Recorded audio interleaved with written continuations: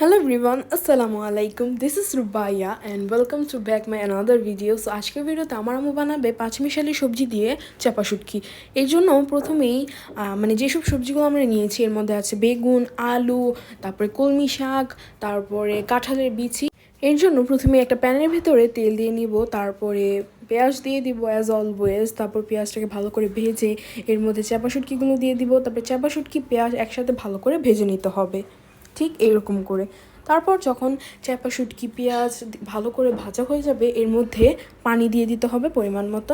তারপর পানিটা দিয়ে এখানে লবণ, তারপরে হলুদ,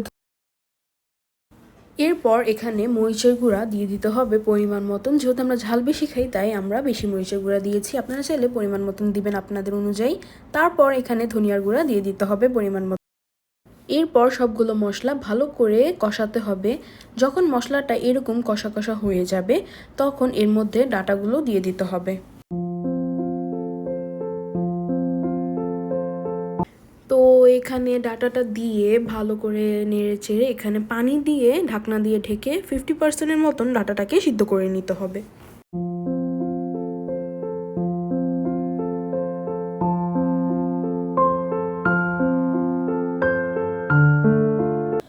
ডাটা যখন এখানে 50%-এর মতন সিদ্ধ হয়ে যাবে তখন এর মধ্যে কাঁঠালের বিচি আর আলু দিয়ে দিতে হবে।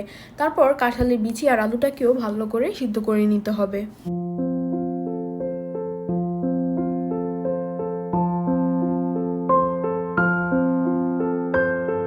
এরপর যখন সব কিছু ভালো করে সিদ্ধ হয়ে যাবে এর মধ্যে বেগুন আর শাকটা দিয়ে দিতে হবে।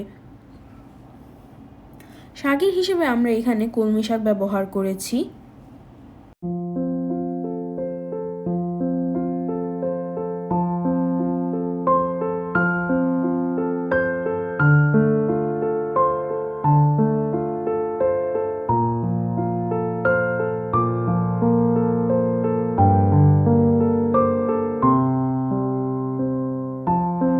এরপর শাকটা দিয়ে ঢাকনা দিয়ে ঢেকে রেখে দিতে হবে। তারপর যখন শাকটা এই পর্যায়ে চলে আসবে এই শুটকির জন্য আমরা একটা মশলা বানাবো। এর আগেও আমি যখন ডাটা শুটকির রেসিপি দেখিয়েছি আপনাদেরকে তখন এই মশলাটা আমি দিয়েছি।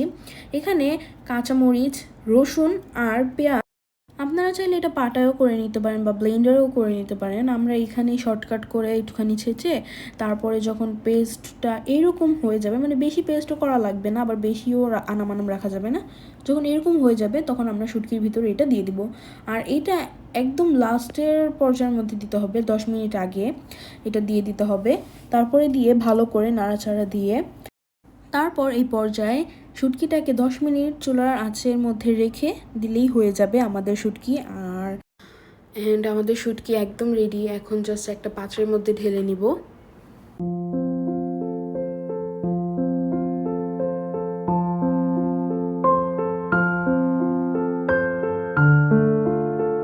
And this is the final look. So আজকের মতন এখানেই বিদায় নিচ্ছি। দেখা হবে অন্য কোনো ইন্টারেস্টিং ভিডিওতে। আশা করি ভালো থাকবেন, সুস্থ থাকবেন আর আমাদের জন্যও দোয়া করবেন। আল্লাহ হাফেজ।